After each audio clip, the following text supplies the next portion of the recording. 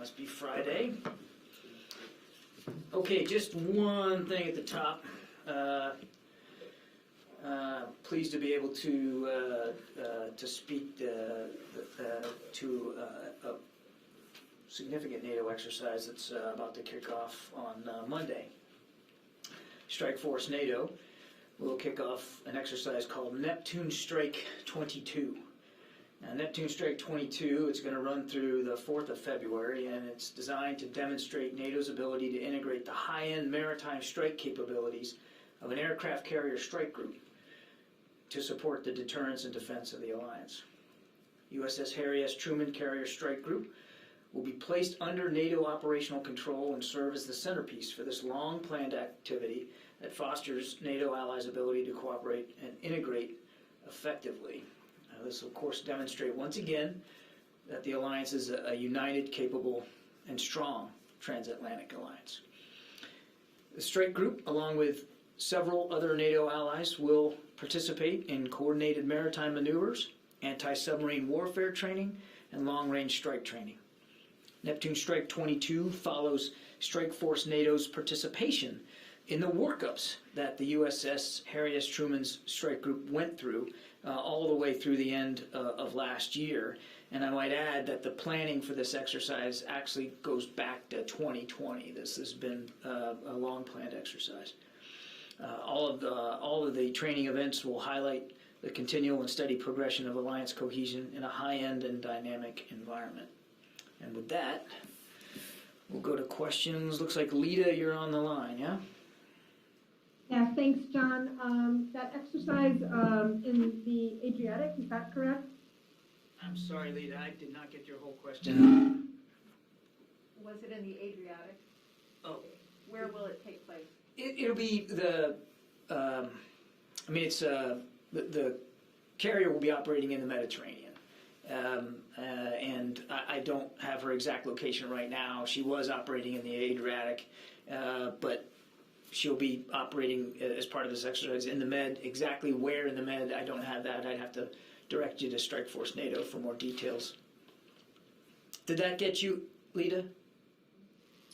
Can you address what conversations the Secretary has had over the past week or two with allies, particularly any of those in Eastern Europe, about efforts to perhaps shore up U.S. aid to them or support for them? Has he gotten calls from any of those allies looking for any new U.S. support? Thank you. Yep, as you know, earlier he did speak with his Ukrainian counterpart, and we read that out. That's the only conversation that I have to speak to this week. He has not spoken specifically to NATO counterparts about capabilities they may need or may be asking for.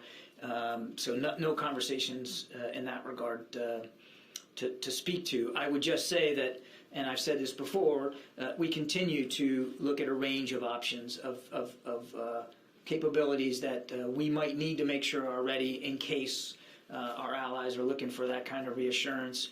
And as I've said before, some of those capabilities can come right from inside the European command area of responsibility, or even from the States. Our job is to tee up options. Our job is to make sure that we're ready in case our allies need us, and so the Secretary continues to look at all those options before him, but I don't have any specific conversations and certainly no specific asks by any of the allies to talk to today.